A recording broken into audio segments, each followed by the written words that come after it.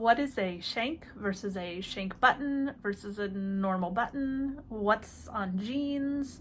And what are you supposed to use for your looped wallet? So on a pair of jeans, you've got these guys, which in the apparel industry we call shanks. Now, it's actually not exactly what they are. They're buttons.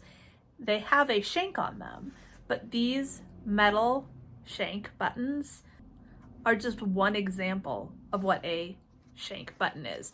The shank is actually that part there that sticks out. So I have this little jar of vintage buttons. There are a ton in here, even these little rocking horses that are shank buttons, because they have that little loop. Here's another example.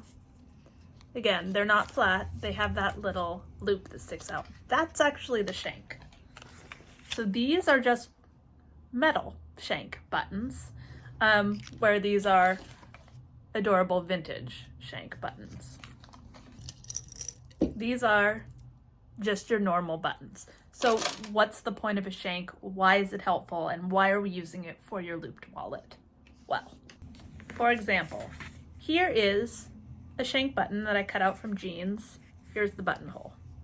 When you're going to use a button somewhere that is going to get a lot of pull or frequent use, what that shank does is it provides that space for your buttonhole to go around, so it's not pushing the button out. So for example, say I use one of these normal flat buttons to go through here, it's always going to be putting a little bit more pull on the thread, which is not going to be the strongest part. The strongest part, again, is going to be that base or that shank of the button. So for your looped wallet, whether you're using a metal shank button or just an adorable vintage button, you want to use something with a shank because it provides that space for this to sit comfortably in there, and it's just going to be more secure.